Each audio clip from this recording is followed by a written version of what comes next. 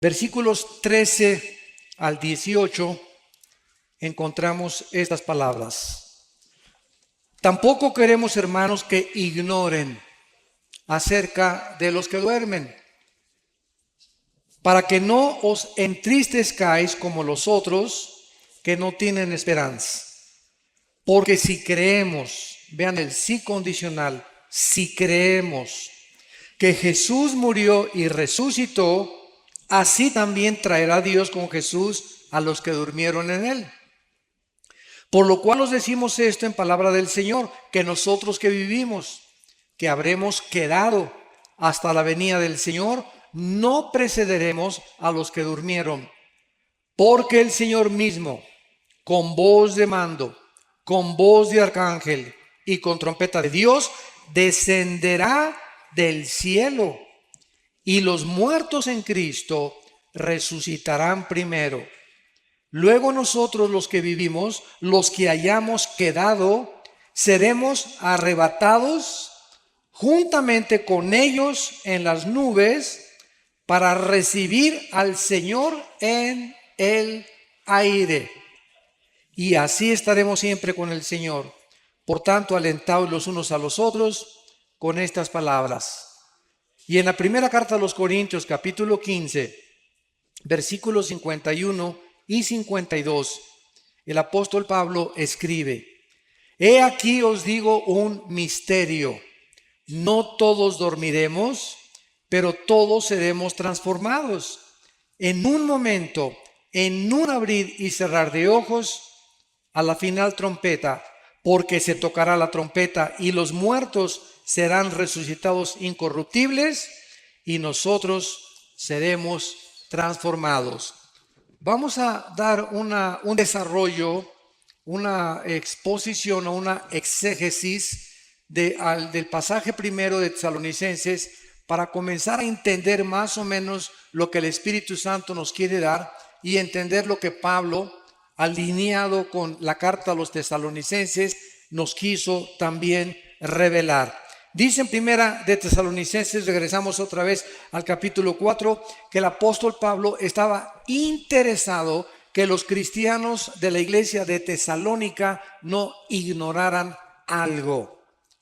Porque cuando Dios le interesa que sepamos algo, nos los reveló en la palabra de Dios. Los tesalonicenses estaban tristes porque se estaban muriendo muchos hermanos, vivían la persecución de los romanos desde luego, y pues muchos de ellos no tenían la Biblia como la tenemos nosotros completa. Entonces sabemos que en Latinoamérica, principalmente, no sé, en Colombia, en México, cuando alguien se muere, hay veces que hasta 6 meses, un año, los parientes se visten de negro. Las mamás se visten de negro, las abuelas se visten de negro y guardan luto, así se llama luto, así dicen luto aquí también. Luto 6 meses o un año. Y llore al muertito. Y hay veces que te encuentras a personas que perdieron un hijo hace 3 años o 5 años y siguen tristes, siguen acongojadas, siguen con mucho dolor interno. Esto no puede ser así con los hijos y las hijas de Dios. Porque si creemos ahora, si no crees en la resurrección, pues vas a seguir llorando durante 10 años. Pero cuando alguien se muere cercano a nosotros, hay una mezcla de dolor porque somos seres humanos y es bueno llorar, es terrible no llorar, porque puede desatar una depresión peor todavía. Entonces, bueno, es sano psíquicamente llorar, pero no llorar un año, o más de 3 o 4 meses. O tal vez, ¿verdad? De vez en cuando tienes algún recuerdo de un hijo, de una hija, de tu esposo, ex esposa y salen las lágrimas, no hay ningún problema. Pero estar constantemente en estado de tristeza es contra la salud mental, porque es terrible psicológicamente y además es una manifestación tremenda de incredulidad a la resurrección de Jesucristo. Entonces Pablo, con estos antecedentes, dice: no quiero que ignoren acerca de los que duermen. La palabra dormir, como lo vamos primero a demostrar, no significa que estamos en estado inconsciente en la muerte. Hay una secta que se llama los Testigos de Jehová. Ellos sí enseñan eso, Y vamos a demostrar con la Biblia a continuación de que en el momento que morimos, inmediatamente estamos o en la presencia del Señor. Los cristianos y los no cristianos descienden al centro de la tierra, donde se encuentra todavía el infierno, para esperar que pase los 1000 años del reino milenial de Cristo y resucitar, Apocalipsis 20 del 11 al 15, para el juicio del gran trono blanco. Entonces, hay varias resurrecciones en la Biblia. Cristo es la primera persona en la Biblia en resucitar sin volver a morir. Antes de Cristo, Él resucitó a varias personas, a Lázaro, pero Lázaro volvió a morir. Por eso se le llama en Colosenses el primogénito entre los muertos, el primero en su género, que ha resucitado para jamás morir. Porque en cuanto murió, dice Romanos 6, al pecado murió de una vez para siempre.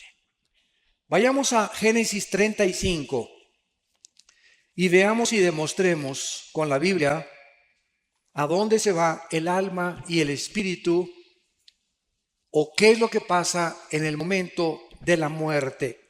La Biblia es el único libro que nos revela de qué forma tan maravillosa hay vida después de la vida, y que nuestros seres queridos que ya partieron están, que Riviera Maya, ni Hawái, ni la costa francesa, están en un lugar de descanso, tranquilos, aleluya, gloria a Dios. Y vamos a ver como a la mitad de la conferencia que nos están diciendo a nosotros, apúrense. Y nosotros aquí, alguien se muere en la ambulancia, hacemos lo imposible, y abren la paso a la ambulancia y el muertito, y con los electroshocks, para levántese, ¿verdad? Para hacerlo morir, porque queremos que siga sufriendo con nosotros. Esa es la, que decimos en México, esa es la neta, es la realidad. Si supiésemos que el morir es ganancia, y que el morir es el final de la vida terrestre, pero que después de la muerte, para eso Cristo vino al mundo, para vencer la muerte y decirnos, yo soy la resurrección y la vida. Juan 11, 25 y 26. Y si ustedes creen en mí, ustedes van a volver a resucitar igual que yo lo hice. Si Cristo no hubiera resucitado, no hubiera cristianismo. Porque la base del cristianismo no son dogmas, no son leyes, no son rituales, no son ceremonias. El cristianismo permanece en pie o se cae con la resurrección de Cristo. Es la base, la piedra angular del cristianismo, que su fundador volvió a vivir de entre los muertos. En Génesis 35, versículo 18, dice, y aconteció que al salírsele el alma. En la traducción la nueva versión internacional que le dije que es una de las peores, dice el suspiro. Imagínense nada más.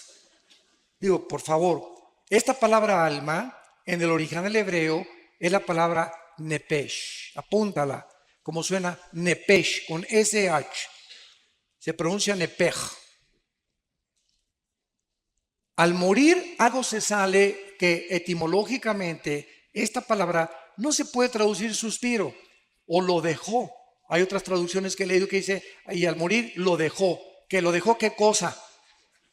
Gasparín el fantasma, que se fue de nosotros, ¿verdad? Y por eso es tan importante establecer el origen etimológico de las raíces hebreas y griegas para un estudio mucho más profundo de lo que Dios nos quiere decir. Ahora vamos a compararlo con el versículo 29. Y exhaló Isaac el espíritu y murió. Aquí se usa otra palabra hebrea, que se escribe ruach, con R de Raúl, A-C-H, se pronuncia ruach. Por ejemplo, cuando hablamos del Espíritu Santo, el Espíritu Santo es ruach, el kadosh. El Espíritu Santo, kadosh es santo en el hebreo, y en el hebreo es otra, en el griego es otra palabra. Entonces vemos que la Biblia nos muestra que si se usaron dos palabras diferentes, nepesh y ruach, para describir dos elementos que tanto Hebreos 4:12 y 1 Tesalonicenses 5:23 dicen que cuando muramos el espíritu, alma y cuerpo sean guardados irreprensibles. El Nuevo Testamento, Hebreos 4:12, la palabra de Dios es eficaz, que separa el alma y el espíritu. Entonces, hay dos cosas completamente diferentes dentro de ti y dentro de mí. Dos elementos de los cuales estamos formados. Concluimos que somos un espíritu, tenemos un alma y vivimos dentro de un envase, dentro de un casco, dentro de un cuerpo corruptible que día a día está muriendo celularmente. Pero dentro de nosotros, el valor de lo que está dentro de nosotros, dice en 1 Corintios, tenemos este tesoro en vasos de barro. ¿Cuál es el tesoro? El espíritu que mora dentro de nosotros. Y al morir, se sale dentro de nosotros el alma y se sale el espíritu. Ya vimos que el cuerpo lo pueden cremar o lo pueden enterrar o lo pueden hacer, acabas en la panza de un tiburón, en un avionazo o no sé cómo vayas a morir, un accidente en la carretera. Tenemos de cualquier forma que nos pintemos al otro lado. El cuerpo que Cristo resucite no va a ser tu cuerpo, va a ser un cuerpo completamente nuevo. No va a ser una renovación, va a ser una nueva creación completamente. No va a usar nada de nuestro cuerpo Cristo con la nueva formación que vamos a tener, como lo vamos a ver más adelante. Ahora, ¿qué es el alma? ¿Qué es el nepesh? El alma es el asiento de las emociones, de los sentimientos, del intelecto y de la voluntad. Y hay dos palabras que se usan como sinónimos en el Antiguo Testamento, que es alma y corazón. Cuando dice la Biblia, sobre todas las cosas guarda tu corazón, es el alma. El corazón es el centro de mis sentimientos, de mi voluntad, de mi intelecto y de mis emociones. Emociones, sentimientos, voluntad e intelecto. Y cuando hablamos nosotros entonces del alma, nos damos cuenta que cuando nosotros nacimos como lo vimos en las primeras conferencias, con cuerpo y con alma, pero el espíritu murió con Adán. Nacimos muertos.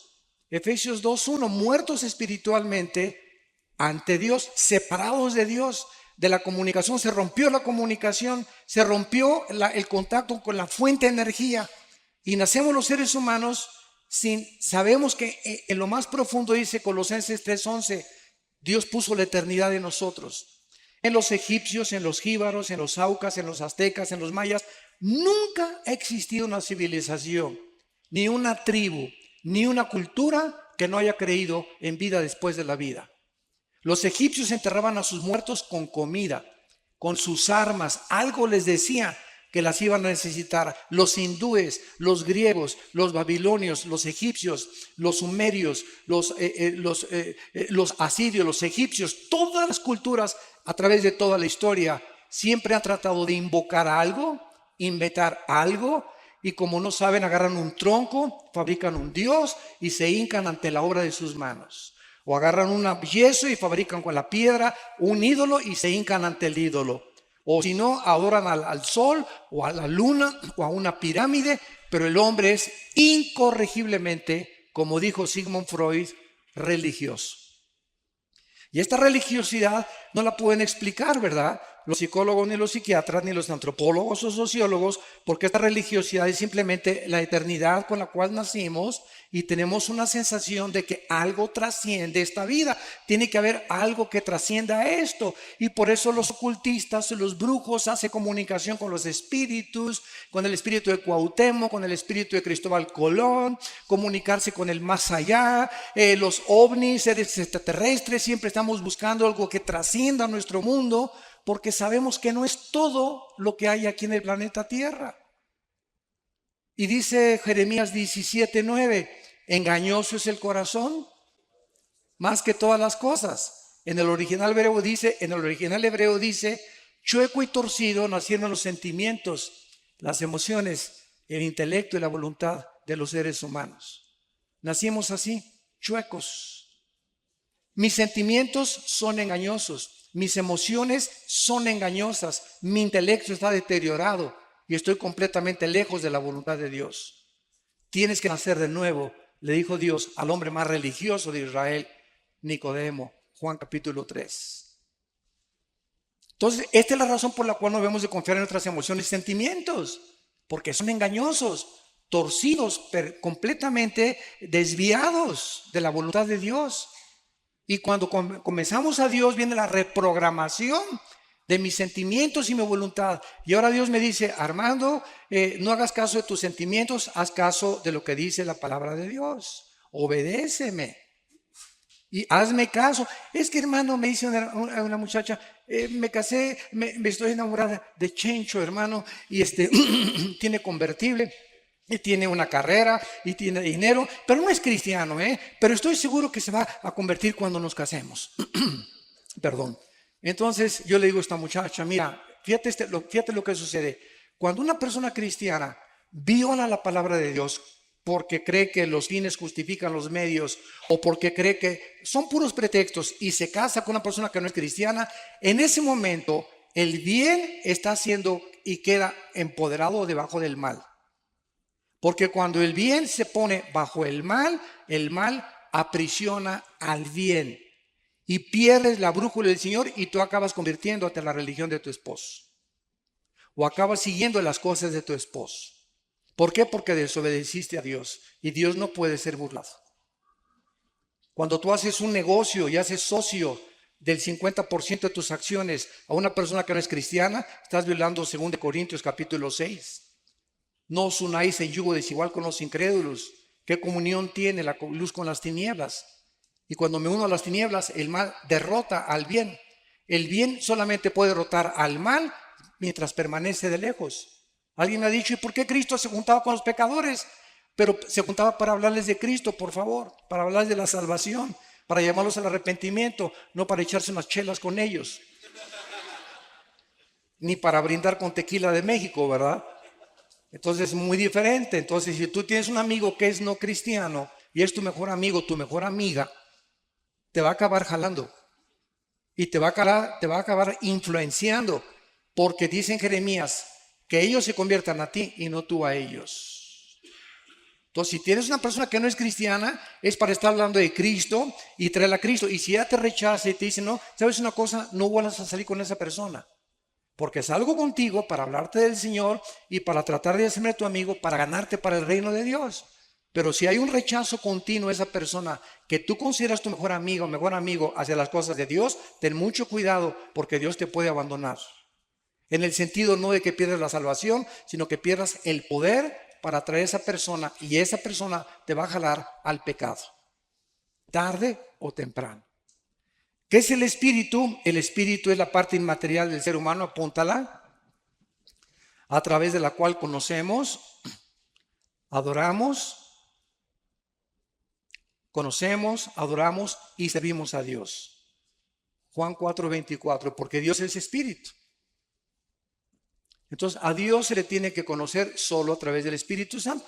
Si ninguna persona en esta mañana o en esta tarde no tiene al Espíritu Santo, aunque te pongas en flor de loto, meditación trascendental, budismo zen, y te vayas a un parque, te concentres, etcétera, etcétera, te estás comunicando con espíritus malignos que te van a engañar. Cristo dijo en Mateo 11:25 al 27, nadie conoce al Padre sino el Hijo y aquel a quien el Hijo lo quiera revelar. ¿Quieres conocer a Dios? Nadie puede conocer a Dios sin antes conocer a Cristo, porque es Cristo el que nos da a conocer al Padre. Es imposible conocer a Dios sin Cristo primero, porque Cristo lo vino a revelar y Él es el que nos lleva al conocimiento del Altísimo y del Señor de los cielos y de la tierra. Muy bien, una vez que vemos esto, nos damos cuenta, ¿verdad? Que entonces se sale al morir el alma y el espíritu. Ahora vayamos a Apocalipsis, capítulo 6, y veamos dónde están los que salieron de sus cuerpos, si están dormidos o roncando. Nada de eso. Apocalipsis 6, versículo 9 al versículo 11. Cuando abrió el quinto sello,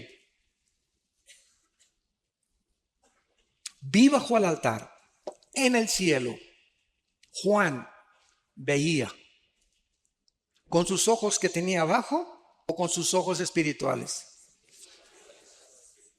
Juan, cuando subió al cielo, su cuerpo se quedó abajo, ya lo vimos, porque la carne y la sangre no pueden dar corrupción. El espíritu del capítulo 4 dice, oí una voz que dijo, sube acá, y subió al cielo. se desprendió, se salió de su cuerpo y fue en el espíritu al cielo. Y en el cielo vemos que el espíritu tiene ojos que no son físicos. Y cuando tú eres cristiano, comienzas a adquirir ojos espirituales y oídos espirituales y lengua espiritual. Dice 1 Corintios 2 que hablamos palabras acomodando lo espiritual a lo espiritual. Oímos los que dijo Cristo, el que tenga oídos, oiga. Oídos espirituales se refería a él. Y el que tenga ojos, que pueda ver.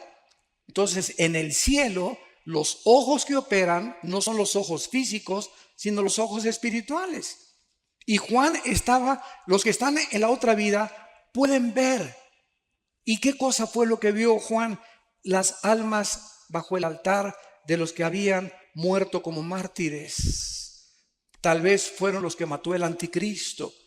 Y Juan los estaba viendo. Y no se puede ver algo que es incorpóreo, inodoro e incoloro. No son otra vez como Gasparín el fantasma.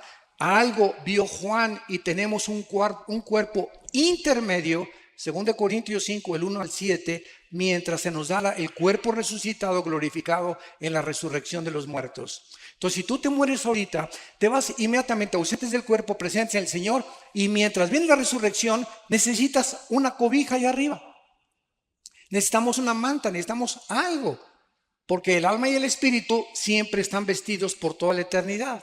Dice el versículo 10, y clamaban a gran voz, las almas que han muerto pueden ver, pueden oír y pueden comunicarse en el cielo. La voz, las ondas sonoras viajan en el cielo, el sonido viaja en el cielo. Y estaban hablando y estaban cerca de Dios. Y Juan estaba oyendo y estaba viendo. El espíritu de Juan en el cielo no eran ni sus ojos ni sus oídos, eran ojos y oídos espirituales. ¿Y qué es lo que oía Juan? Que el Espíritu Santo nos reveló. Tan importante. Vean lo que oyó Juan de estas almas. ¿Hasta cuándo, Señor Santo y verdadero, no juzgas y vengas nuestra sangre en los que moran en la tierra? Las almas en el cielo están conscientes y están conscientes de los eventos que están pasando en la tierra. Nos ven, se asoman y saben lo que está pasando. Y están preocupadas, en este caso las que vio Juan, porque le están diciendo a Dios, Señor, siguen las guerras, la violencia, los secuestros, las violaciones, los robos, los crímenes, tanto desgracia, tantos cánceres. ¿Cuándo, Señor, se va a acabar todas estas cosas? Y ellos no estaban pidiendo venganza, estaban pidiendo una vindicación que es muy diferente. Se los voy a explicar. Porque muchos dicen, no, es en el cielo, estaban pidiendo venganza. Y una cosa es venganza y otra cosa es vindicación. Venganza es cuando tú quieres vengar algo que te hicieron y pagar con la misma moneda. Y vindicación es establecer la justicia. Les voy a dar el ejemplo. Un juez, si tú eres abogado lo vas a entender con más claridad. Un juez, cuando condena a un reo, el reo no le puede decir, usted me está echando 50 años de edad porque se están vengando de mí. Por el amor de Dios, ¿verdad? El castigo que se te va a aplicar, pitirijas, tijas, cuijas, no es venganza, se está vindicando la justicia. Porque la justicia exige que se cumplan con 50 años de prisión los crímenes que tú hiciste. Yo no tengo nada contra ti, yo soy el juez, simplemente estoy aplicando la justicia. Esa es la vindicación. Cuando haces tú algo malo, cuando te hacen algo malo y tú no te vengas, Dios te vindica como vindicó a José con sus hermanos. Lo quisieron matar, lo vendieron a los mercaderes de Egipto y cuando él no guardó rencor ni amargura contra ellos, Dios vindicó a José y llegaron sus hermanos a hincarse delante de él, a reconocerlo que realmente José tenía un corazón santo y puro delante de Dios. Dios nos vindica tarde o temprano si nosotros seguimos el bien. Entonces estas almas en el cielo estaban pidiéndole a Dios que por favor se apure. ¿Y ustedes tienen el mismo clamor? Yo por lo menos una vez a la semana, de veras le digo a Dios, cada vez que veo todo lo que está pasando en el Medio Oriente, el degollamiento de las personas, la decapitación, los crímenes. Mi esposa está en un ministerio que es de tráfico humano y mi esposa está involucrada en un ministerio que se llama Tamari, que protege a las mujeres que sufren violencia. Porque mi esposa fue abusada antes de casarse, ¿verdad? Y ella conoce lo que es eso y ella tiene esa carga de defender a las mujeres que sufren violencia intrafamiliar. Y estamos, ¿verdad?, tratando de ayudar a las personas que son raptadas. Tenemos contacto con organizaciones transnacionales e internacionales para poder ayudar a este grupo de personas y de niños que se están vendiendo tremendamente en el mercado, en el mundo. Y a muchos los matan para sacarles los órganos, el corazón, los riñones, y los desaparecen y aparecen como desaparecidos, nunca los encuentran y se encuentran vendiendo en el tráfico internacional de órganos. Un corazón de un niño vale $50,000. Un corazón de una persona de menos de 25 años de edad adulta vale $150,000. Por eso los trasplantes casi son imposibles, por el elevadísimo costo que te cuesta un trasplante de hígado, de riñón o de corazón. Y todo esto es en el mercado que se mueve alrededor del mundo. Entonces, a veces clamamos mi esposo y yo en la semana: Señor, ¿hasta cuándo? De veras llega un momento, ¿verdad? Ya, Señor Jesús, ya ven. Please, ya ven por nosotros. Ya acaba con todo esto. ¿Cuándo va a estar? El hecho de que Dios no haga nada ahorita no significa que no lo va a hacer. La Biblia nos revela que Dios tiene tiempo para vindicar a sus santos, para vengar la sangre que fue derramada desde Abel. Y el hecho que no lo haga ahorita es como un señor que me dijo un día: oiga, ¿Dios es todopoderoso? Claro que sí, amén, amén. Y si Dios es todopoderoso, ¿por qué no termina con el diablo de una vez? Y le contesté: ¿por qué comenzaría con usted? Así que dele gracias. Porque si Dios acabara con el mal, no tendría usted la oportunidad de arrepentirse. Pero Dios es lento en la misericordia y no quiere que ninguno se pierda. Y es por eso que ha extendido su paciencia. Porque aunque haya mucho mal, hay muchas almas que tienen que ser salvadas. Pero cuando se cumple el número, como dice aquí, versículo 11, se les dieron vestiduras blancas y se les dijo que descansaran un poco de tiempo hasta que se completara el número de sus consiervos y sus hermanos que habían de ser muertos como ellos. Entonces quisiéramos que Dios ya hiciera justicia, pero se nos olvida que a lo mejor tu abuelita sería el infierno, o tus hijos, si ahorita hiciera justicia, ellos irían al infierno. Y en la misericordia de Dios nos está dejando a nosotros, la iglesia, antes de que nos saque de este mundo el arrebatamiento, para que ganemos las almas. Los edificios, las esculturas, las pinturas, los títulos, 5 doctorados que tuviste, 5 licenciaturas, todo, absolutamente, el planeta Tierra será reducido a cenizas. Todo absolutamente, menos las almas. Es lo único que tiene valor en el mundo, las almas, por las cuales el Hijo de Dios dio su vida en una cruz. Y se nos manda a nosotros tener el corazón de Cristo y la mente de Cristo para vivir con compasión por las almas. Y que cada semana, yo no quiero que levante nadie la mano, desde que te convertiste, ¿a cuántas personas les has hablado de Cristo? Desde que te convertiste puedes llegar al cielo y decir: esa alma, yo me convertí por esa persona. ¿Habrá almas en el cielo que reconozcan que tú fuiste el instrumento de Dios para que ellos estuvieran arriba? ¿O te dijiste cristiano y llegabas a la iglesia y calentabas el asiento de tu iglesia y aleluya y gloria a Dios, etcétera, etcétera, y nunca hablaste de Cristo a nadie? Nunca te preocupaste por traer a nadie a Cristo. Nunca al mesero, al elevadorista, al lechero, a la humosa, a donde quiera que tú vas, podemos tener la oportunidad de hablar del Señor. Porque somos testigos y para eso el Espíritu Santo vino a nuestra vida. Bueno, regresamos ahora a 1 Corintios, capítulo 15. Y una vez que hemos visto que después de la muerte no estamos dormidos en el sentido que estamos en un estado cataléptico e inconsciente, sino que estamos vivitos y coleando en la presencia del Señor, en el cielo inmediatamente. Dice en Corintios 15:51 el apóstol Pablo: he aquí os digo un misterio. He encontrado personas que me han dicho: oiga, señor Alducín, es que hace 80 años o el siglo pasado, el rapto de la iglesia no estaba en los libros, ni los antiguos predicadores predicaban de estas cosas. Es una nueva doctrina, así me han dicho. Es una nueva doctrina. Les digo, cabezas de melón y de calabaza.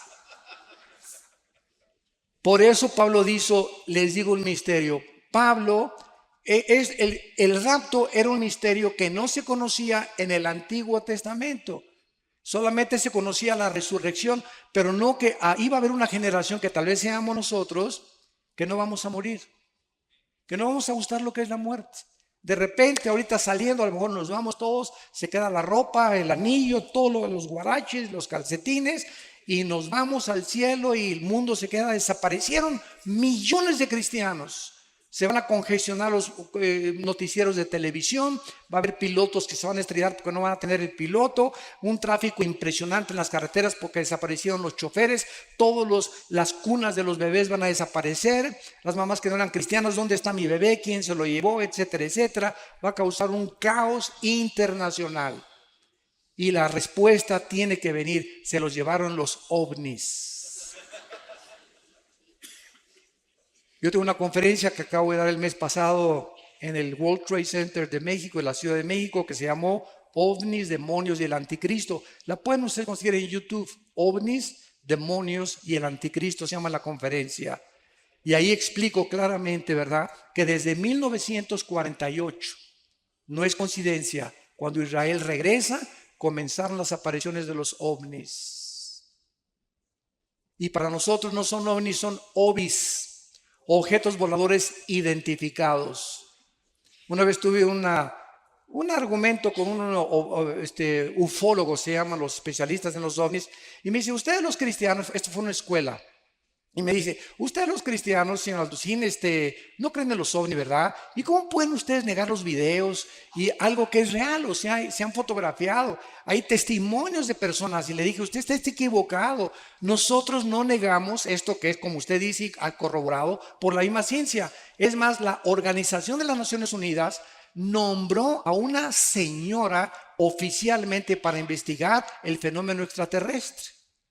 Porque la Fuerza Aérea de los Estados Unidos está convencida que es real la aparición de objetos voladores no identificados. Y le dije, nosotros no negamos que esto sea real, pero estamos seguros que los tripulantes no son marcianos ni jupiterianos, son fenómenos de la materialización de energía de los ángeles caídos, que están preparando el escenario para que cuando desaparezcamos millones de personas, el mundo puede decir, los extraterrestres se llevaron. Y cuando aparezca el anticristo, con poderes sobrenaturales, sobrehumanos, lo van a considerar un extraterrestre.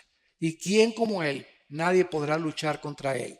Y el líder religioso que aparezca lo van a adorar como un santo porque está haciendo milagros. Porque cualquier milagro hace que las personas se hinquen sin saber que los milagros tienen el origen o satánico o de Dios. No todos los milagros vienen de Dios. Satanás tiene el poder de materializar la energía. Entonces, este misterio que Pablo está relatando nos dice, ¿cuál es el misterio? Que no todos vamos a morir, no todos vamos a dormir, sino todos seremos transformados, cambiados en un momento. Va a ser instantáneo, en un parpadeo de los ojos. Y dice a la final trompeta. Muchos han dicho que es a la final trompeta del Apocalipsis. Un error también doctrinal. ¿Por qué? Porque las trompetas del Apocalipsis son para el juicio. Son de juicio. Y aquí es la trompeta para llamar a los santos a el cielo. Si nosotros estudiamos en el libro de los Números, las trompetas que se usaban en el pueblo hebreo, vamos a encontrar que se usaba un shofar, que es un cuerno de carnero. Síganme con cuidado. Cuando acampaban shofar, cuando acampaban todos los israelitas, las 12 tribus alrededor del tabernáculo, este, oeste, oriente y occidente, cuando acampaban alrededor, siempre el tabernáculo miraba hacia el oriente. Y cuando necesitaban, no tenían iPhones, no tenían correo, no tenían teléfono, para poder movilizar al pueblo, cerca de 2 millones de personas, usaban los sacerdotes shofares y tenían 2 toques. Escuchen, el toque para que se reunieran todos en el campamento era así.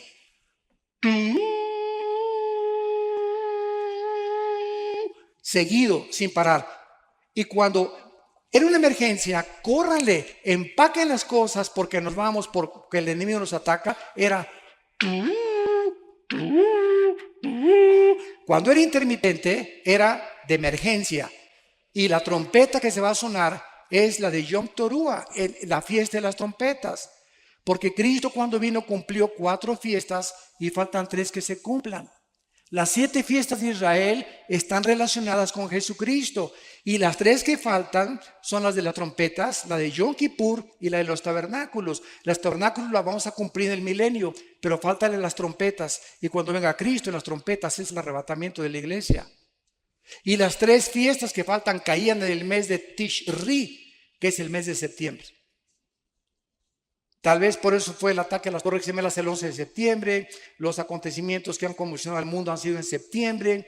Ahorita se esperan las lunas de sangre en septiembre, etcétera, etcétera. Yo no estoy diciendo, no digan, el hermano dijo que en septiembre nos vamos. Tengan cuidado lo que oyen. Yo no estoy diciendo eso. Estoy diciendo que coincidieron las fiestas y que la final trompeta que se está estableciendo aquí Pablo se está refiriendo es la última trompeta de la fiesta de las trompetas. No puede ser la última trompeta de Apocalipsis porque esas son para juicio y estas son para Dios nos está llamando y solo nosotros la vamos a oír. Así que acostúmbrate a lo que acabo de tocar ahorita. Ándale. Y por eso los shofares, ¿verdad? Tú vas a Israel y te venden los shofares y es dificilísimo tocar. Si la trompeta es difícil tocarla, más un shofar. Pero el toque es increíble. Nadie suena como el cuerno de un carnero o los shofares. Entonces, veamos ahora, veamos a Tesalonicenses y dice así la explicación. Primera de Tesalonicenses 4, versículo 15. Por lo cual os decimos esto en palabra del Señor, que nosotros que vivimos, los que habremos quedado cuando venga el Señor o hasta la venida del Señor, no precederemos a los que durmieron. O sea, si viene Cristo hoy en la tarde, hoy en la noche, a las 10 de la noche, vamos a suponer, antes que nosotros seamos arrebatados, van a resucitar todos los que murieron de Pentecostés a nuestros días. Los santos del Antiguo Testamento van a resucitar hasta la segunda venida de Cristo. ¿Cómo lo sabemos? Vean lo que dice el versículo 14. Porque si creemos que resucitó, murió y resucitó, traerá Dios con Jesús a los que durmieron en Él. Hasta Pentecostés fuimos colocados en el cuerpo de Cristo. Estamos en Efesios, dice, en Él. Dice Romanos 6 que fuimos sepultados con Él, identificados en su muerte, en su sepultura, y cuando Cristo resucitó, resucitamos con Él. Estas son cosas que la mente humana no puede captar. Es tremendo espiritualmente, pero Dios nos considera ya sentados con Cristo, reinando con Cristo posicionalmente, aunque en la práctica tenemos que seguir luchando contra el pecado y contra las enfermedades. Entonces, solamente desde Pentecostés se formó la iglesia y desde Pentecostés los que reciban a Cristo estamos en el cuerpo de Cristo mediante el bautismo del Espíritu Santo. Los otros cristianos o fieles que murieron antes de Pentecostés van a resucitar hasta la segunda venida de Cristo. Daniel 12, versículo 2. Muchos los que duermen en la tierra serán despertados, dice muchos, no todos, unos para vida eterna, otros para confusión perpetua. Y aquí está hablándole Dios, el ángel a Daniel, acerca de los que mueran en la tribulación. Ahora, cuando nosotros resucitemos, ¿quién fue el primero en resucitar? Cristo. Después seguimos nosotros. Vean cuántas resurrecciones va a haber. Después de nosotros van a resucitar los 144,000. Después van a resucitar los 2 testigos, Apocalipsis 11. Después van a resucitar los santos del Antiguo Testamento, llevan 5 resurrecciones. Y después van a resucitar al final del milenio los que entraron sin cuerpos al reino milenial cuando Cristo venga y no estaban glorificados y van a tener que resucitar para vivir en la eternidad y en la nueva Jerusalén con Él.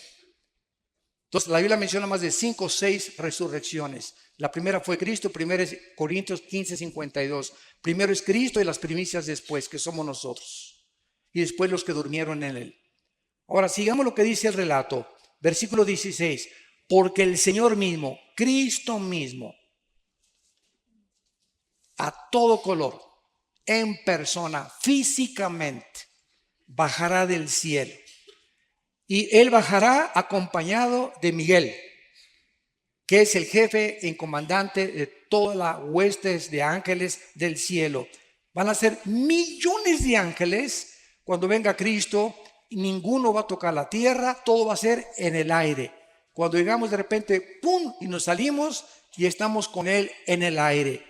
Los arcángeles van a bajar con Él, se va a tocar la trompeta de Dios y entonces Él va a descender del tercer cielo al primer cielo, a la atmósfera. Y en ese momento todos los que están en las tumbas van a resucitar de Cristo a nuestros días, los que murieron en Cristo, los que estaban identificados, bautizados en el cuerpo de Cristo, que somos la iglesia, judíos, griegos, mexicanos, colombianos, bla, bla, bla, bla, bla.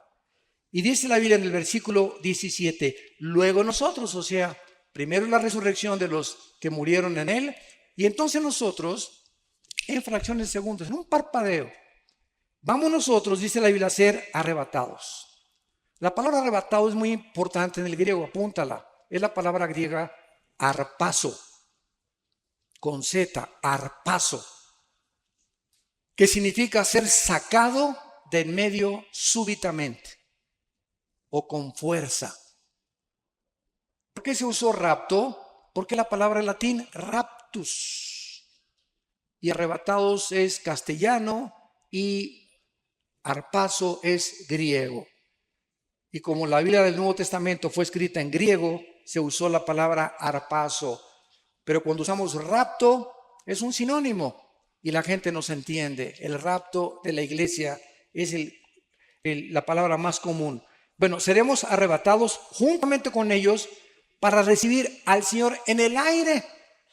Y así estaremos con el Señor para siempre. Ya, adiós mundo cruel, ya nunca te veré, ¿verdad? Oye, hermano, y si se queda mi abuelita ahí en la tierra, y si se queda mi hijo y veo que se quedó mi hijo, ay, Señor, mi hijo, ¿no te lo quieres traer también a él, por favor? ¿Sabes una cosa? Los sentimientos aquí abajo en la tierra van a ser transformados y las emociones completamente en la nueva creación que Dios va a hacer de nuestros cuerpos. ¿Por qué? Cristo cuando vivió, estaba un día enseñando a los discípulos en un cuarto y de repente alguien oyó y fueron a contestar a la puerta. Y uno de los discípulos desde la puerta le gritó al Señor, Señor, es tu mamá y tus hermanos. Pregunta, ¿por qué no entraron al discipulado? ¿Por qué no entraron al estudio? ¿Por qué no estaban con Cristo? Porque dice la Biblia que no creían en Él. María no creía en Él. María, aunque sabía lo que el ángel le reveló y le dijo que una espada traspasaría su corazón, María al pie de la cruz entiende finalmente cuánta obstrucción espiritual, porque el Espíritu Santo no ha venido, que Él era el Hijo de Dios. En las bodas de Canaán quería que lo siguiera obedeciendo. Haz esto, y le contesta a Cristo, mujer, entiende, mi hora no ha llegado. Por el amor de Dios, mamacita, pórtate bien. En otras palabras, te hablan tus mamás y tus hermanos, y Cristo, ¿qué les dice? Espérenme tantito, ¿no? Mi familia es primero. No dijo eso. Mi madre y mis hermanos aprovechó para dar esta lección. Son los que hacen la voluntad de mi Padre y lo obedecen. Mi madre y mis hermanos, ahorita nosotros aquí somos la verdadera familia. Si mi abuelita no se convierte, si mi mamá no se convierte, si mi hermano no se convierte, ustedes son mis hermanos, ustedes son mis madres, ustedes son mis padres, ustedes son mis hermanos en Cristo. Por eso es la importancia de amarnos incondicionalmente y soportarnos y tolerarnos y vestirnos de mansedumbre y de reverencia y de humillación, porque somos hijos de Dios. Y si yo veo que alguien, un hermano, un hijo mío lastima a otro hijo mío, me voy a doler y voy a castigar a mi hijo. Y cuando nosotros nos peleamos como cristianos, estamos peleando a un hermano y a un hijo de Dios, y Dios está enojado contigo, porque entre nosotros no puede haber rencores ni amarguras, ni estarnos atacando los unos a los otros, no importa la denominación. Somos hijos de Cristo, estamos en desacuerdo en muchas cosas, nos vamos a poner de acuerdo arriba, pero aquí abajo amémonos como Él nos amó, porque por el amor que tengamos, el mundo sabrá que somos hijos de Dios. Ahora bien, En el momento en que resucitemos, la pregunta finalmente es, ¿cómo será nuestro cuerpo? ¿Me parecería a John Travolta? ¿O a Tom Cruise? ¿O a Brad Pitt? ¿O a Madonna? ¿O a fulano de tal? Qué interesante es, vamos a Filipenses, vean todo lo que la Biblia nos revela, pero tú viendo telenovelas, Dios mío santo. Dice Filipenses capítulo 3, versículo 20 y 21. Mas nuestra ciudadanía está en los cielos, de donde también esperamos. Esta es la vida del cristiano, estamos en una continua esperanza de que venga. Estamos esperando al Salvador, al Señor Jesucristo, el cual transformará, o sea, cambiará completamente nuestro cuerpo de la humillación nuestra para que sea semejante, igual al cuerpo que cuando Cristo resucitó tenía después de haber muerto en la tumba en Jerusalén. Para que nuestro cuerpo sea igual al cuerpo, con la semejanza, con las características que el cuerpo de Cristo tenía. Ahora viene la otra pregunta para terminar. ¿Cómo era el cuerpo de Cristo y qué características tenía? Número 1. Cuando Juan se acercó a la cruz, vio una gota de sangre mezclada con agua que salía del costado de Cristo.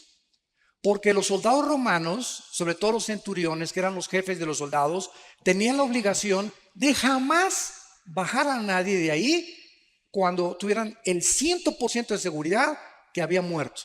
Porque ahí de ellos, si bajaba alguien todavía estaba coleando, ¿verdad? Tenían que asegurarse que estaba completamente muerto. Entonces el centurión, como no le golpearon las piernas a Cristo, ni le rompieron las piernas, que era la costumbre de los crucificados, les rompían los meniscos de las piernas para que se colgara el cuerpo y murieran. Si no habían muerto, se morían de asfixia. Ya no podían, el cuerpo ya no podía hacer esto y se morían sin aire, se asfixiaban. Pero a Cristo no le rompieron las piernas. Fue el único crucificado que no le rompió las piernas porque se profetizó que no romperían ningún hueso. Entonces el centurión agarra la lanza y le atraviesa del lado izquierdo al lado derecho a Jesucristo, lo atraviesa de lado a lado, traspasando el pericardio, que es la capa que envuelve al corazón. Y cuando Juan se acerca y escribe hace 2000 años, señores cardiólogos que nos escuchan, ateos o escépticos, vio una gota de sangre mezclada con agua, y la cardiología moderna testifica que cuando esto se combina, el agua con la sangre, es por una rotura del pericardio, de la capa pericárdica, que es la que envuelve todo el corazón. Esto nos explica, esto es impresionante, el Salmo 22. Porque el Salmo 22 es un salmo que escribió David 1000 años antes de la crucifixión. Comienza, Dios mío, ¿por qué me desampararon? Y explica lo que Cristo estaba experimentando en la cruz. 1000 años antes de que Él fuera crucificado. Y pone, clavaron mis manos y mis pies, sobre mi ropa jugaron suertes. Y entonces dice el Salmo, mi corazón fue como la cera derritiéndose en medio de mis entrañas. Pregunta, ¿de qué clínicamente, cómo podemos decir que ocasionó la muerte de Cristo? ¿No murió de asfixia? ¿No murió de desangramiento? Porque cuando ya salió la sangre mezclada con agua, ya no tenía una sola gota de sangre en su cuerpo. El corazón fue como cera. Lo que ocasionó la muerte de Cristo fue que el corazón le explotó de dolor.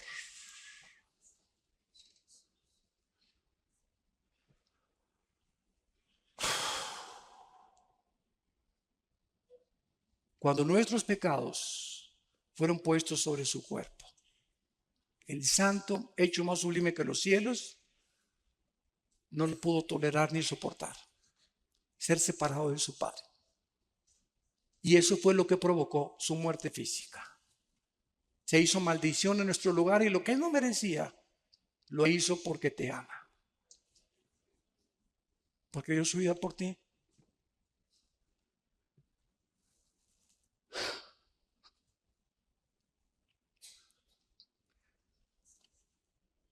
En segundo lugar, vamos a Lucas capítulo 24. Y veamos otra característica de Jesús cuando resucitó. Esto es también muy interesante. Dice Lucas 24. Estamos viendo nuestro cuerpo, igual al de Cristo, ya no va a funcionar con la circulación de la sangre. Ahorita nuestros cuerpos necesitan la sangre porque la vida, antes de que se descubriera la circulación de la sangre, en Levíticos 17:11, 3000 años antes de que se descubriera, señores médicos, la circulación de la sangre, la Biblia decía, la vida de la carne está en la sangre. Y es interesante que la palabra vida, ahí en Levítico 17:11, sea la palabra hebrea nepesh, que es alma. Escuchen, el alma está en la sangre. El alma se transmite en la sangre. Por eso la sangre de José no podía ser transmitida a María, porque hubiera sido un alma pecadora, la del Hijo de Dios. Dios tenía que poner el cromosoma Y en María para que el Hijo de Dios naciera sin pecado, transmitido por la infección del ser humano.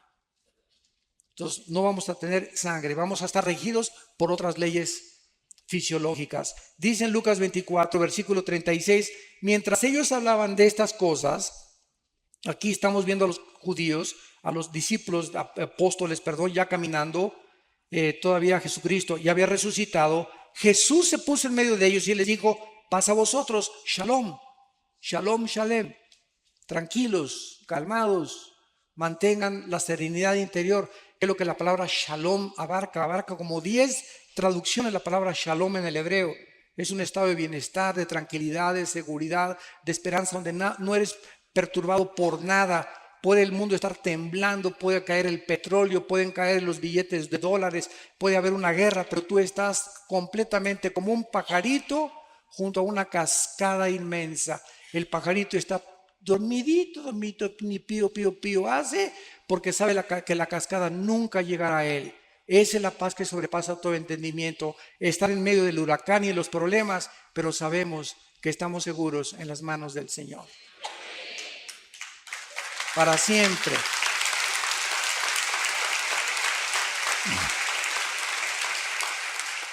Entonces, espantados y atemorizados, pensaban que veían espíritus.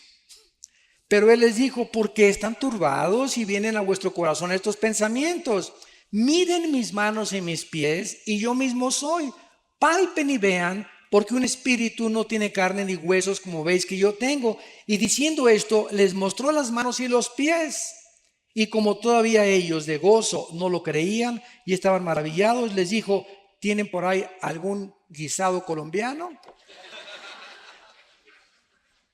La Biblia menciona casi siempre los pescados y la miel como los alimentos, el mejor alimento que puede el ser humano tener, el pescado y la miel. Y está demostrado con el tiempo, ¿verdad? Que la miel la puedes tener, nunca se echa a perder la miel. Es impenetrable por ninguna bacteria ni por ningún microbio. Bueno, haciendo a un lado esto, vemos que el cuerpo de Cristo no tenía sangre. Al mismo tiempo, el cuerpo de Cristo era un cuerpo que se materializaba y se desmaterializaba a voluntad.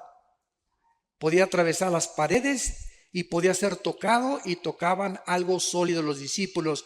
Y en tercer lugar, nuestros cuerpos nuevos vamos a seguir comiendo. Adán, antes de pecar, comía. Entonces, y dice en Apocalipsis 22 que habrá el árbol de la vida en la Nueva Jerusalén. ¿Por qué? ¿No se han preguntado esto? El árbol de la vida aparece en Génesis 2 y en Apocalipsis 22. Nada más, el árbol de la vida. Antes del pecado, participaban del árbol de la vida. Y después del pecado, dejaron de participar del árbol de la vida. Ahora participamos del árbol de la vida, que es una representación de Cristo. Pero cuando muramos con cuerpos ya glorificados, vamos a participar del fruto que Adán rechazó. La pregunta es ¿por qué? Porque Dios nos muestra que aún resucitados y eternos con Él, jamás seremos dioses. Siempre dependeremos de Él. Ningún ser humano será autónomo jamás en toda la eternidad, y ni jamás tendremos la deidad. Porque Dios es el único que existe con el Padre y el Espíritu Santo. Entonces, esta es la cuarta. Y la última característica está en Hechos capítulo 1.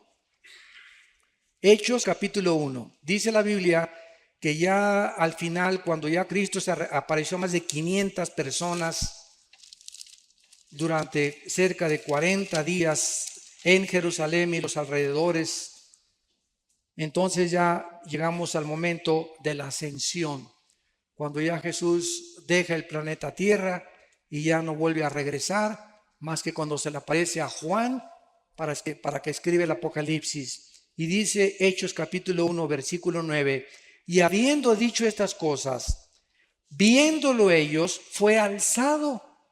De repente estaban con él y de repente comenzó Jesús a violar la ley de la gravedad. La ley de la gravedad ya no operaba en el cuerpo resucitado de Cristo. Vamos a tener como cuarta característica que vamos a poder volar.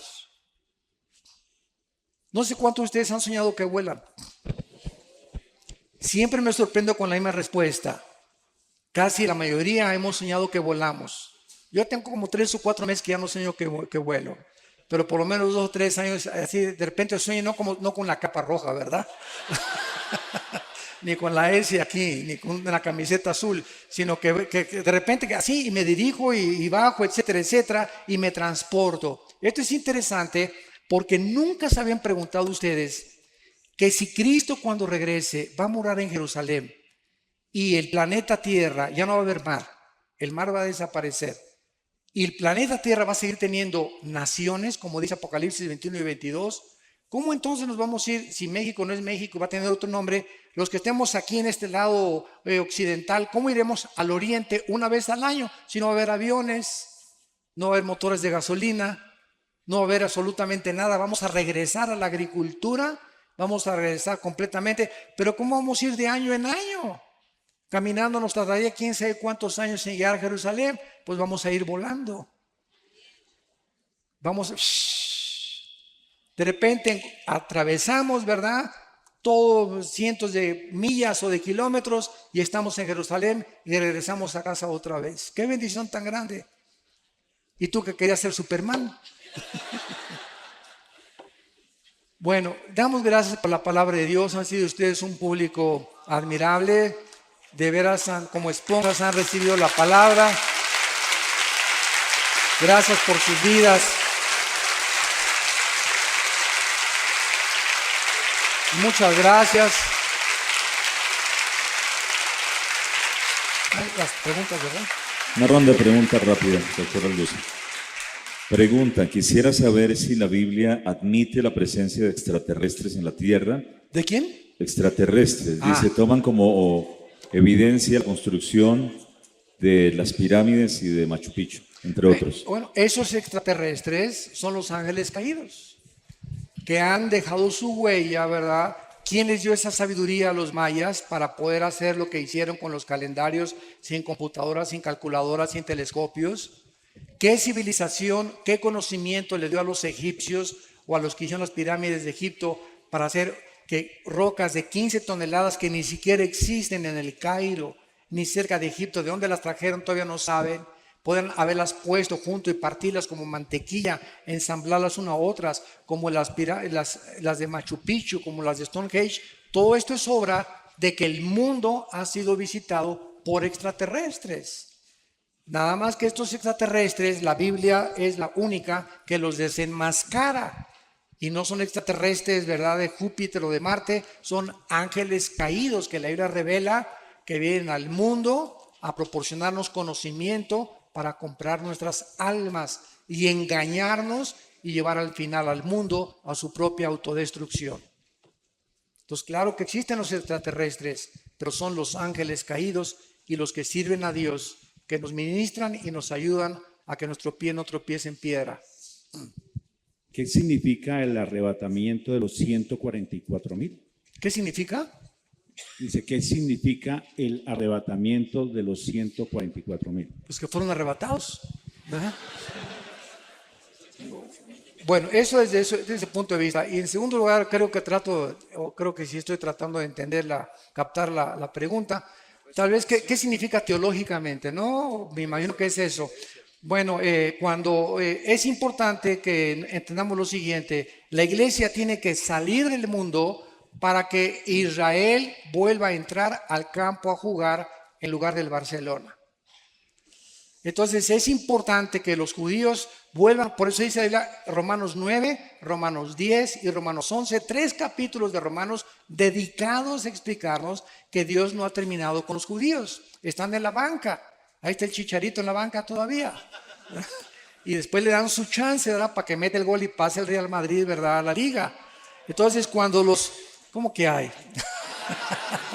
Cuando los judíos, ¿verdad? Salgamos nosotros, la banca, que están en la banca, van a entrar al partido y entonces será predicado el Evangelio eterno y Dios escogerá 144,000 judíos que pueden ser colombianos, porque hay judíos colombianos sin que tú lo sepas, hay judíos mexicanos, hay judíos etíopes, hay judíos franceses. Repito, las 10 tribus se perdieron y fueron dispersas por todo el mundo y hay cantidad de judíos que no saben que son judíos. Y Dios va a levantar de todas las naciones, va a ser el último ejército de Dios. Entonces significa que Israel vuelve otra vez a entrar al campo, al escenario, y ahora le toca a Israel la evangelización última del mundo.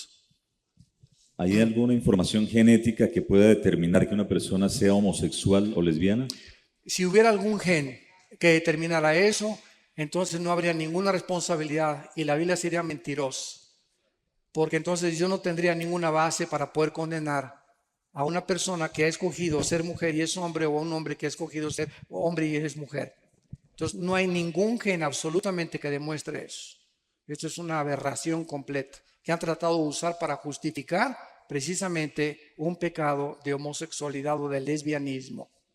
Quiero decirles que de acuerdo al doctor James Dobson, que es un psiquiatra, psicólogo norteamericano cristiano en Los Ángeles, de acuerdo a sus investigaciones, la mayor parte de los homosexuales vienen de hogares de matriarcado, donde en el hogar no había una figura masculina como el patrón. Era la mamá la que mandaba y la que daba las órdenes, donde el papá perdió completamente toda la autoridad y la mujer tomó la autoridad. El niño varón necesita un patrón de un hombre. Esto es indispensable para su crecimiento y salud psíquica normal y espiritual. Entonces, la mayor parte de ellos han sido de estos hogares, y otra parte, dice el doctor Dawson, la mayor parte también de los homosexuales, casi un 50 y 50%, han sido personas abusadas en su infancia o en su juventud sexualmente. Hay muchachas que desgraciadamente tienen una experiencia sexual antes de casarse a los 14, 15 y 16 años de edad, y fue horrible esa experiencia, y entonces agarran un odio inconsciente contra los varones, y en ese momento Satanás te manda a una señora: véngase para acá mi nena, aquí te cuido yo, etcétera, etcétera, y sin que se den cuenta comienzan a desarrollar un amor hacia las mujeres y un odio hacia los varones, y cuando se dan cuenta ya cayeron en la trampa de Satanás, y no son lesbianas porque hayan nacido, sino porque están lastimadas emocional y psíquicamente. Lo mismo con los varones. Muchachos, que mi esposo y yo, a todos los homosexuales y los que tenemos en la iglesia, porque tenemos muchos y los aceptamos, pero les decimos los aceptamos porque la iglesia es un hospital, pero ustedes tienen que cambiar su conducta y echarle ganas y discipularse y confesar su pecado, y si a los 6 meses o un año no han cambiado, no los mandamos a un campamento de jóvenes, ni que enseñen la escuela dominical, ¿verdad? Tampoco. Tienen que pasar 4 o 5 años, ¿verdad?, para que podamos realmente ver que hay fruto.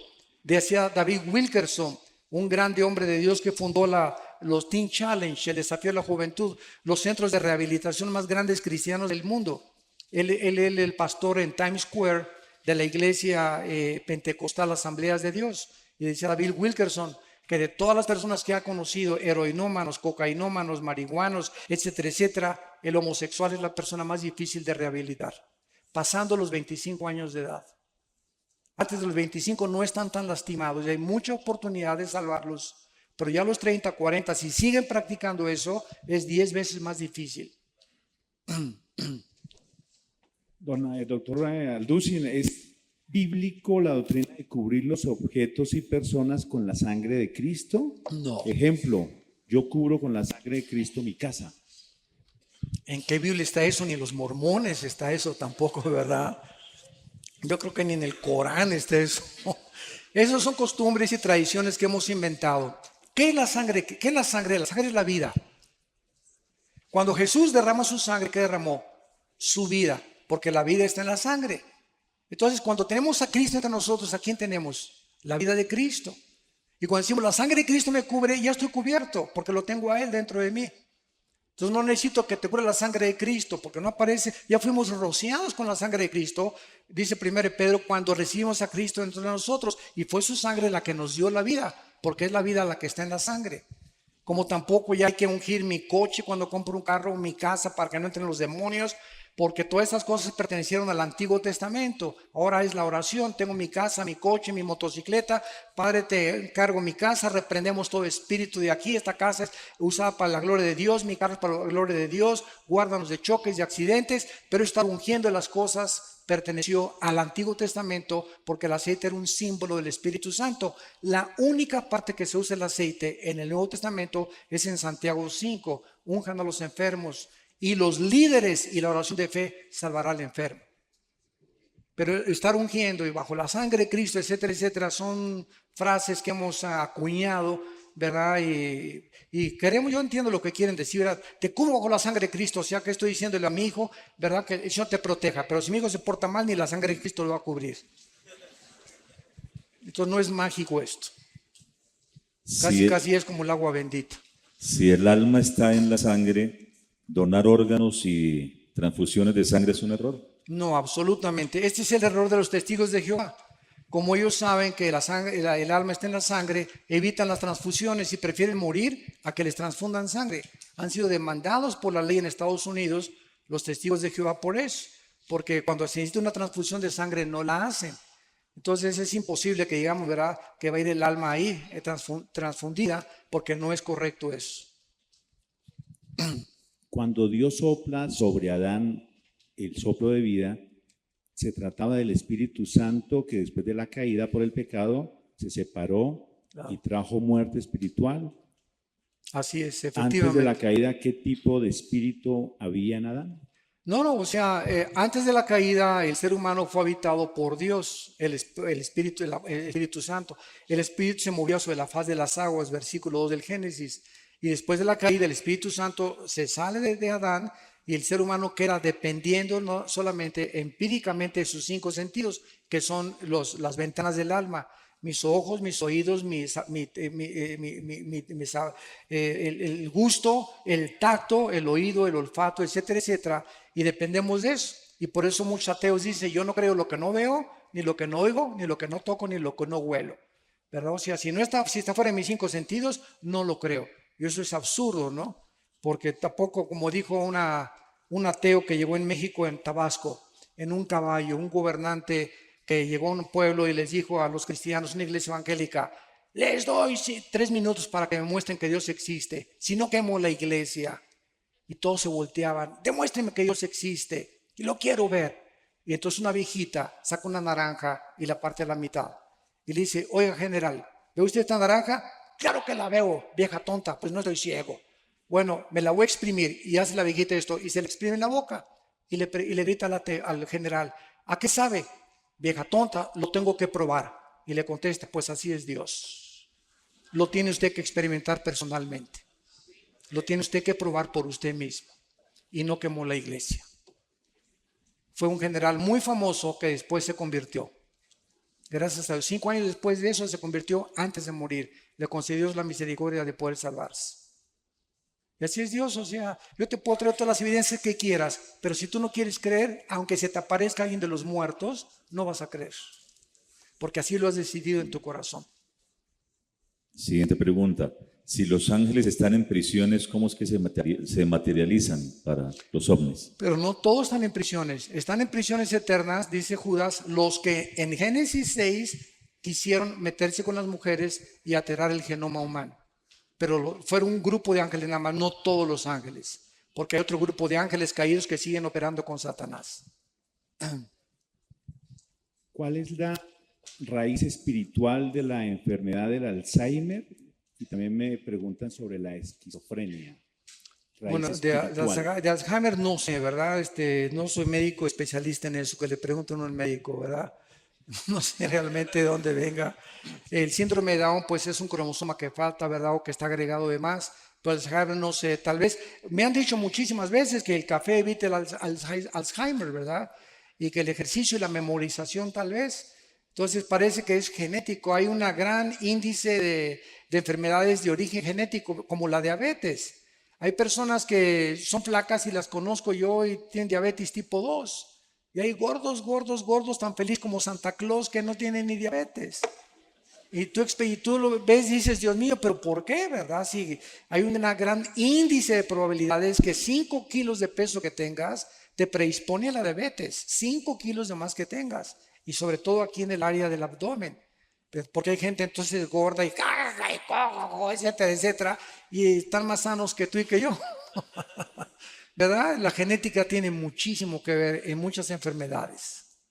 Así es. Doctor Alducin, usted dijo que Cuba es como una cárcel.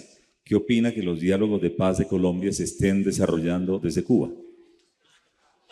Ahí no me meto.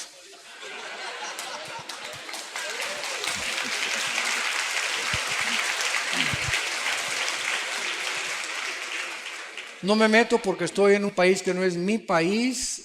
No sé las intenciones del gobierno actual colombiano. Y no puedo juzgar así porque no estoy muy inmiscuido ni profundizado en este problema político, ni con las FARC tampoco. Entonces, disculpen, no puedo opinar en algo que no tengo la suficiente información, ¿verdad?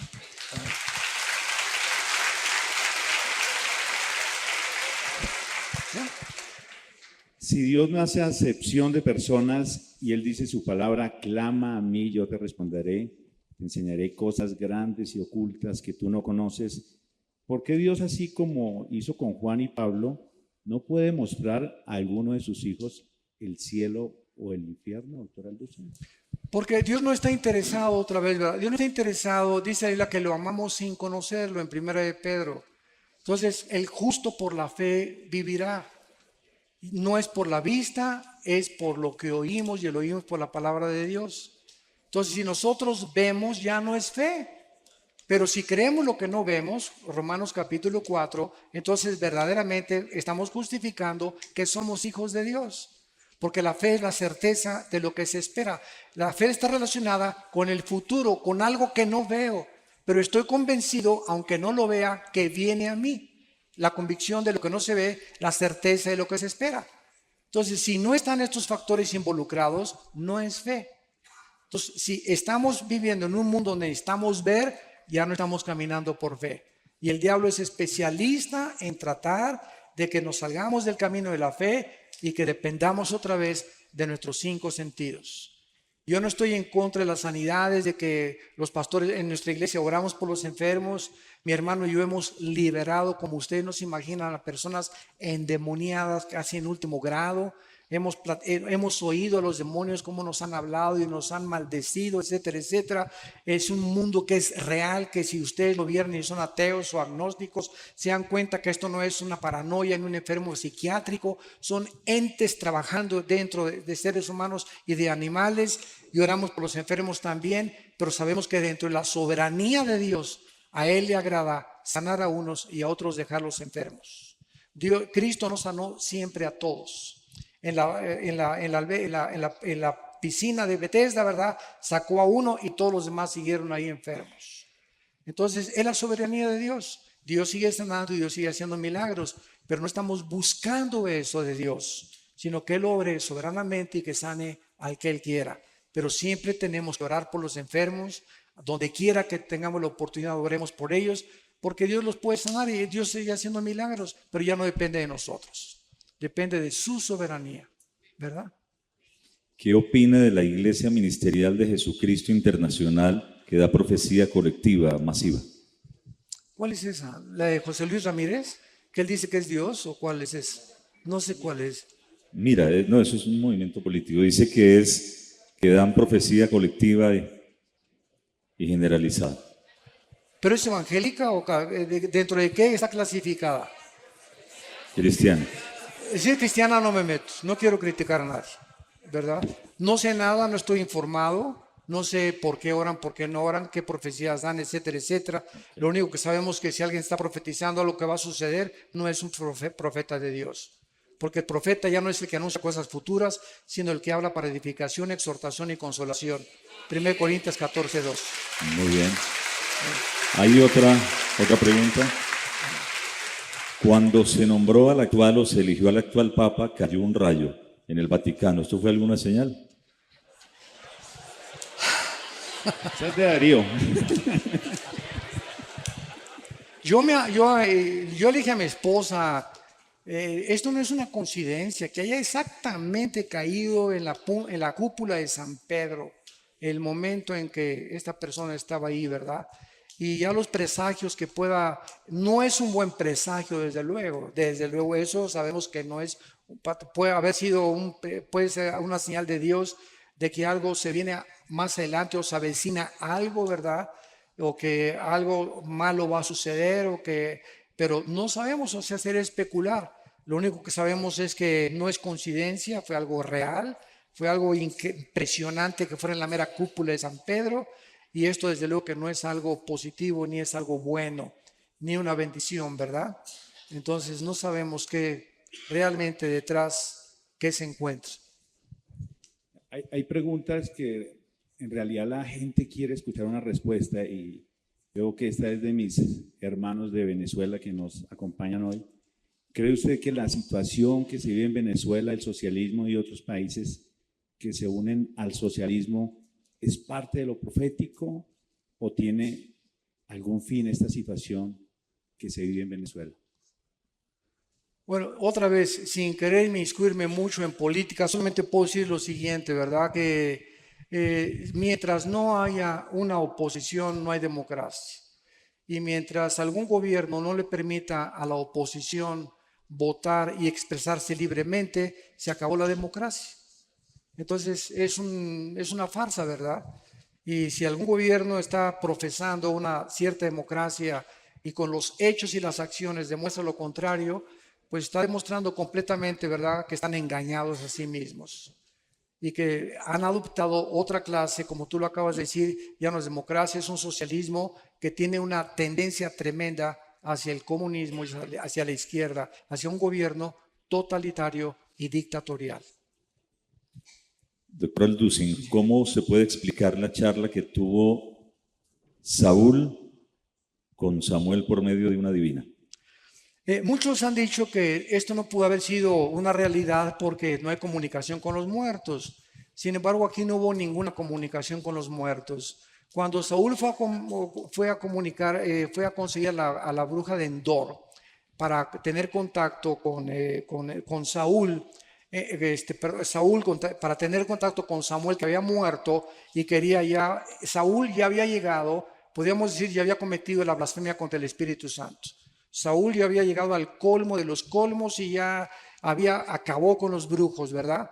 Entonces, cuando esta mujer invoca, dice la Biblia que cuando sale Samuel de entre los muertos del Sheol, ella se espanta. Y entonces ella dice, estoy viendo a dioses, y la palabra que se usa ahí es Elohim.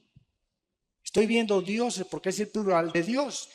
Y la profecía que le da Samuel a Saúl se cumplió, y el diablo es un mentiroso. Entonces, todo lo que le dijo Samuel se cumplió al pie de la letra. Tus hijos van a morir, tú vas a morir, etcétera, etcétera. Y le dio la última advertencia de Dios. Entonces yo pienso que en la soberanía de Dios las excepciones no rompen las reglas. Y Dios lo permitió en su soberanía para poder castigar finalmente a Saúl eternamente con sus hijos. Menos Jonatán, ¿verdad? Porque Jonatán fue salvado. ¿Qué papel cumple el Vaticano en las profecías bíblicas? Uy, muchísimas. Ya nos da tiempo, ¿verdad? Pues lo único que sabemos, ¿verdad? Que con todo respeto, ¿verdad? Yo sé que hay muchos católicos que ya están aceptando a Cristo. La Biblia fue cerrada, así fue cerrada por el Vaticano en el año 375, cuando el emperador Constantino dice que se convierte y absorbe el cristianismo como religión oficial. Esto forma parte de la historia cristiana y lo podemos hablar. Y desde el año 375, escúchenme, hasta 1961 y 62, en el Segundo Concilio Vaticano, fue el Papa Juan XXIII, de los mejores papas que ha habido, es el primero en que comenzó a leer la Biblia, porque se fue prohibida por más de 1800 años. Prohibida, que nadie la leyera, y la escondían del populus. de la población. Y Juan 23 abre la Biblia y comienza.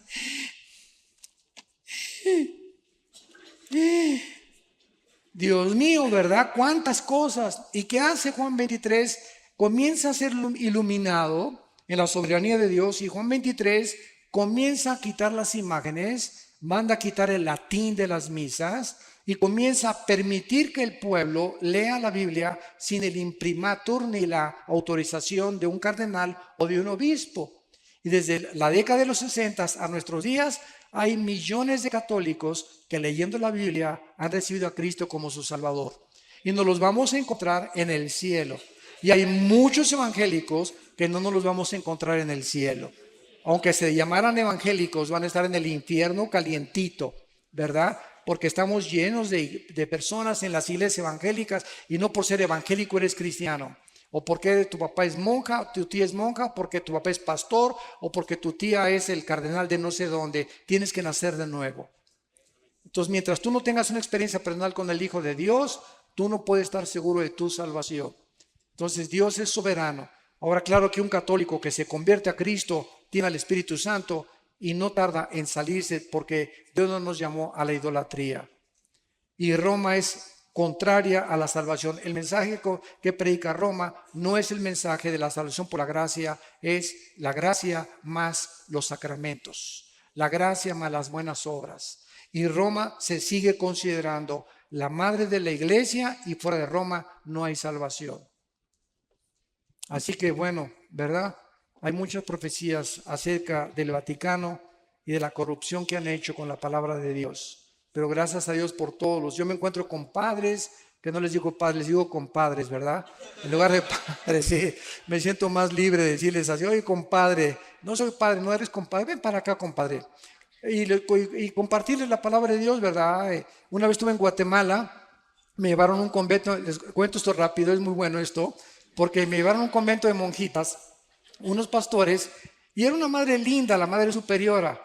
Y entonces les dije, ¿qué hacen aquí encerradas, hermanas? Y se voltearon: ¿cómo que qué hacen aquí encerradas? Le digo: sí, ¿qué hacen encerradas? ¿No leen la Biblia? Sí, claro que sí, pastor. Pues dice Mateo 28, 19, 20, vayan y prediquen el Evangelio. ¿Qué hacen aquí encerradas? El diablo las ha engañado, que se queden encerradas, y si siguen encerradas, ¿cómo van a salvar las almas? Y se volteaban a ver, unas otras comenzaron a persinarse, a sacar sus estampitas. Y entonces la madre superiora me llamó a su oficina y me dijo: oiga, pastor, quiero hablar con usted. Oré con ella y recibió a Cristo. Dice: nunca lo habíamos considerado. Le dije: es la trampa más grande de los monasterios y los conventos. Dios no quiere que nos encerremos. Si nos encerramos, ¿cómo vamos a ganar las almas? Él dijo: vayan y prediquen el Evangelio a toda criatura. Y el diablo los encierra para contradecir las órdenes de Jesucristo. Y eso fue lo que les movió el tapete, para poder entender que estaban engañadas. No sé dos últimas preguntas, doctor Alducin. Sí. Dice, ya las dos últimas, terminamos. Luego de la resurrección nos encontraremos con nuestra familia. ¿La reconoceremos? ¿Que si vamos a reconocer? No, que si nos encontraremos en el cielo con las familias y si las podremos reconocer. Bueno, cuando Cristo llama en Mateo 17 a Juan, Santiago y Jacobo para que se transfigurara enfrente de ellos, apareció junto a Cristo Elías y Moisés. ¿Se acuerdan de este pasaje? Y los apóstoles pues no había más Polaroid, no había fotografía, nadie había retratos de Elías ni de Moisés. Sin embargo, los apóstoles los reconocieron, Moisés y Elías. Y estaban los dos hablando con Jesucristo. Y estaban tan emocionados, ¿verdad?, que ya Pedro quería hacer un tabernáculo para quedarse a dormir ahí. Y pues ya quedarse ahí, ¿verdad? Entonces nosotros vemos que la pregunta es: ¿cómo los pudieron reconocer no habiendo ningún registro de Moisés ni de Elías físicamente? Y la respuesta es que el conocimiento espiritual se llama intuitivo. Entonces, por ejemplo, cuando Pedro en el capítulo 5 de los Hechos llega a Ananías y Zafira, pregunta: ¿quién le dijo a Pedro que habían robado a Dios? ¿Quién le dijo? Pedro no tenía cámaras fotográficas, ni inspectores, ni satélites para estar impresionando la casa de todos los cristianos. Y al llegar a Ananías, dijo, ¿por qué vendiste esta heredad en tanto? ¿Por qué me vienes a engañar a mí? Estás engañando al Espíritu Santo. Y viene Zafira, la esposa, y caen muertos, y gran temor cubre a la iglesia. ¿Qué quiero decir yo? Que cuando vayamos al cielo, vamos a saber, ahí está Adán. Nunca, yo no sé ni cómo fue Adán, pero va a haber un conocimiento intuitivo, espiritual, que me va a decir, ahí ese es Pedro, ese es Adán, ahí está Moisés. Y ese conocimiento intuitivo lo estamos comenzando a experimentar ya aquí en esta tierra, como lo experimentó Pedro. Yo les digo una cosa muy sincera, sin ganas de gloriarme. Hay mucha gente a la que yo veo y siento en mi espíritu cómo son realmente en la realidad. Y siento, ¿verdad? Este es un hipócrita, lo que me está diciendo no es verdad, o esta persona oculta algo, o hay veces que veo personas con una mirada velada. O sea, yo le digo a mi esposa, ¿te acuerdas la pareja que conocimos hoy? Él oculta algo. Él no es como es, no es una persona sincera, tiene una vida doble. No sé qué sea, pero no es una persona transparente, porque la lámpara del cuerpo son los ojos. Es un conocimiento intuitivo que no se obtiene a través de leer ni de investigar, sino se siente en el espíritu. Y mientras más crecemos en el Señor, más sensibles nos volvemos al discernimiento de espíritus. Hermano pastor, ¿puede repetir el sonido de las trompetas? Se grabó, ¿eh? De cumpleaños. Por tu cumpleaños. No es broma, no es broma. Es muy bromista y yo lo llamo y le digo apóstol y me dice, ¿qué hubo, querubín? Apóstol de ¿Qué apóstoles. tanto? Exacto, que el tema de la apostolitis, así rápido. Yo no acabamos aquí ahorita con eso. No, un resumen. ¿Cuánto hay de tiempo? 2 minutos. ¿Sí?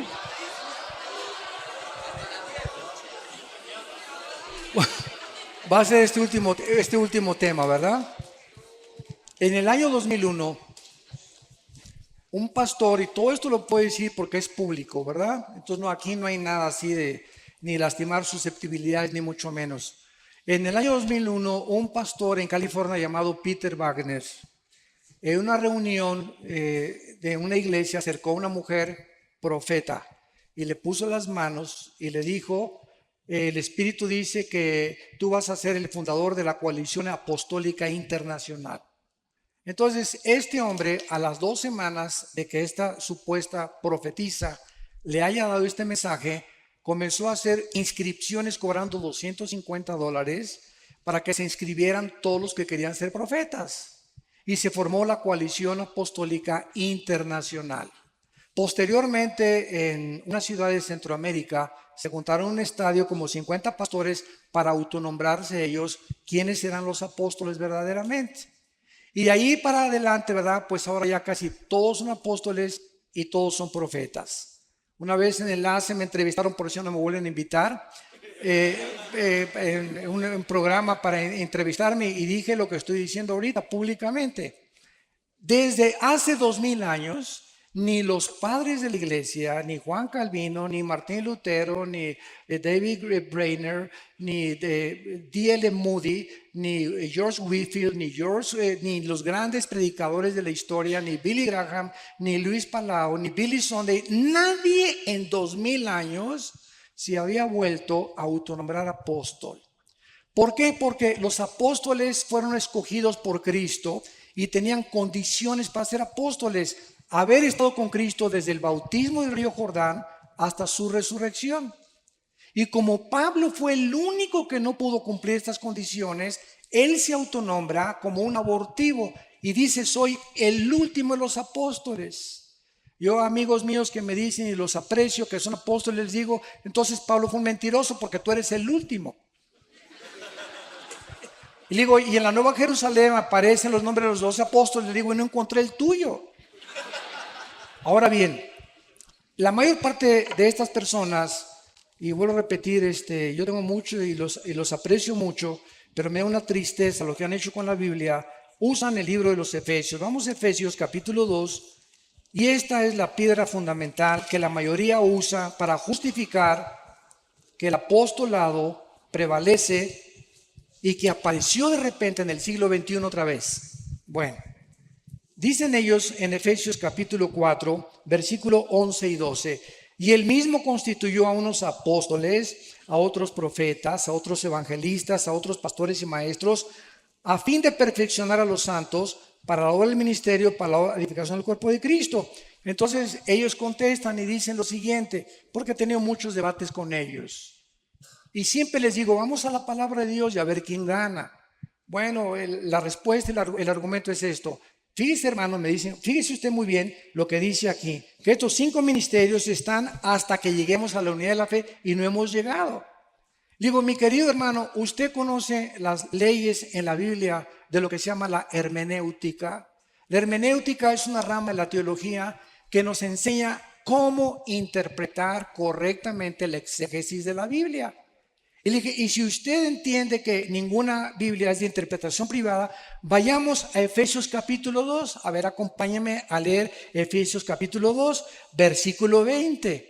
Un capítulo, 2 capítulos antes de lo que estamos leyendo, en el mismo libro de los Efesios. Y dice así, edificados sobre el fundamento de los apóstoles y profetas, siendo la principal piedra del ángulo. Entonces la Biblia dice que el fundamento, el piedra angular es Cristo. De una casa no se pueden poner, ya que la casa se puede poner otro fundamento y otro fundamento. El fundamento fueron los apóstoles. No se puede poner otro fundamento. Y los profetas fueron solo todos los que ilustraron a los apóstoles, porque el tesoro que hemos recibido de los evangelios y de las cartas paulinas y de las epístolas es precisamente la enseñanza de los profetas del Antiguo Testamento que nos dejaron a través de la revelación del Espíritu Santo. Entonces no se pueden poner ya 2 fundamentos. ¿Cómo puedes decir que ahora hay más apóstoles y que aparecen después de 2000 años que nunca habían aparecido?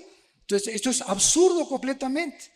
Y les mostré también, ¿verdad? En Apocalipsis capítulo 2, la carta a Éfeso, que Cristo les manda y les dice lo siguiente: los felicito, ¿verdad? Porque han probado a los que se dicen ser apóstoles y no lo son.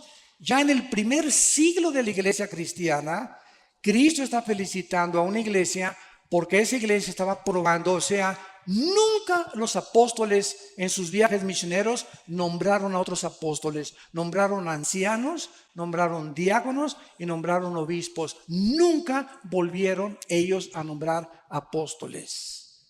Cuando dice, por ejemplo, en Filipenses 3, que Epafrodito fue uno de los mensajeros, la palabra apostolos es la palabra mensajero, que se usó como alguien que fue enviado, pero no, una cosa es el ministerio y otra cosa es el apostolado.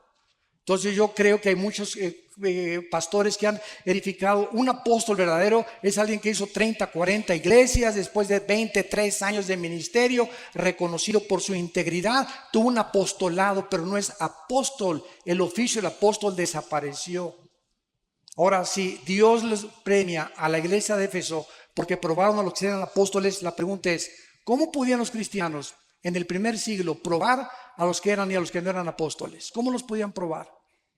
Si no era porque no había ya intención que hubiera sucesión apostólica. Los únicos que tienen sucesión apostólica es Roma y una secta que se llama la Luz del Mundo. Son las únicas sectas que tienen y nombran apóstoles. Y ahora en la época de la apostasía de la iglesia, en el siglo XXI, surgen los nuevos apóstoles. Virgen de la Macarena. Pastor, Bíblicamente no se puede ni sostener esto. Es imposible. por favor, Sí, una oración por Colombia, una oración por los hermanos que viajan ahora, por favor. claro que sí. Los que viajan a otros países salen ahora ya. Con mucho gusto. Será un Alejandro, esfuerzo. le voy a pedir a mi hermano Alex, si puedes orar por las personas que van a salir de viaje por Colombia. Nos ponemos de pie para orar esta oración y Claro, despedirnos. hermanos, vamos a ponernos de pie. Tome de la mano a su esposa o a su hermana que viene, algún familiar. Tómese de la mano y le damos muchas gracias al Señor por la obra del Señor en Colombia. Agradecemos a todos ustedes su atención, su apoyo, sus oraciones. Gracias por invitarnos. Venimos con mucho gusto, sobre todo mi hermano Armando, a compartir. Venimos solamente de apoyo, acompañándole. Y nos ha dado también mucho gusto ver a muchos alumnos del ITI que tenemos aquí en Colombia. Y pues bueno, pues vamos juntos a pedirle al Señor en el nombre de Jesús también por estas peticiones. Dios, en esta hora te damos muchas gracias por estas conferencias a donde tú nos has revelado, tú nos has mostrado, Señor, tu verdad. Señor, tu verdad es la que nos permite conocerte mejor. Tenemos un anhelo de proseguir, Señor, en esta obra, continuando, Señor, en tus pasos, siendo guiado por tu Espíritu en todo momento. Te doy muchas gracias por los pastores, sus familias, los líderes que han estado también en estas reuniones. Bendecimos a cada uno de los que también han participado. Esperamos, Señor, que tú continúes esta obra de acuerdo a tu promesa, que el que comenzó en vosotros la buena obra, la perfeccionará hasta el fin.